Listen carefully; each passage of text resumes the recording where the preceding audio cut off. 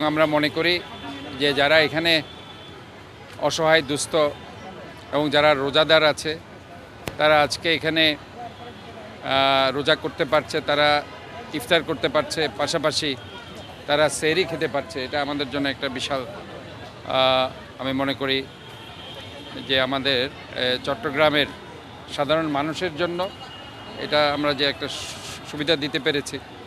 এই দ্রব্যমূল্যের যে ঊর্ধ্বগতি এবং বিভিন্ন সমস্যায় জর্জরিত অসহায় দুস্থরা আজকে এখানে এসে যে ইফতার করতে পারছে এবং সেহরি করতে পারছে। তো এই কার্যক্রমগুলো গত বছর থেকে শুরু হয়েছে এবং আমি মনে করি এই কার্যক্রম ইনশাল্লাহ চলতে থাকবে। এবং শুধু ইফতার সেহরি নয়, আমরা পুরো বছরেই কম মূল্যে বিদ্যানন্দ ফাউন্ডেশন যেভাবে অসহায় দুস্থদের জন্য মাত্র 1 টাকা 2 টাকায় তারা নিত্য প্রয়োজনীয় দ্রব্যগুলো তুলে দিতে পেরেছে, সেটা আসলে আমাদের জন্য একটা বিশাল মাইলফলক হিসাবে চিহ্নিত হয়েছে।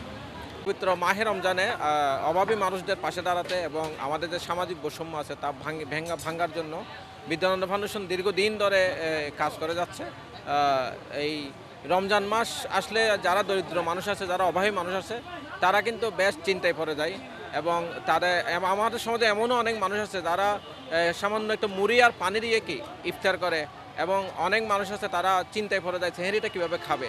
তো যাদের 3 বেলা খাবার জোগাড় করতে যাদের হিমশিম অবস্থা, তারা একটা ভালো ইফতার এবং ভালো সেহরি তারা কিভাবে খাবে এই দুশ্চিন্তায় পড়ে যায়। তো বিদ্যানন্দ ফাউন্ডেশন একটা রেসপন্সিবল প্রতিষ্ঠান হিসেবে সবসময় চেষ্টা করে অভাবী মানুষদেরকে পাশে দাঁড়াতে, এবং সেই অভাবী মানুষদের জন্য আমরা এই আয়োজনগুলো করে থাকি। মেহমানখানা নাম দিয়ে সারা বাংলাদেশ আমরা বিভিন্ন জায়গায় করে থাকি। এখানে তারাই যারা দুস্থ অভাবী আছে, ছিন্নমূল মানুষ আছে, তারাই আমাদের এই মেহমানখানার মেহমান, এবং তারা এখানে আসবেন।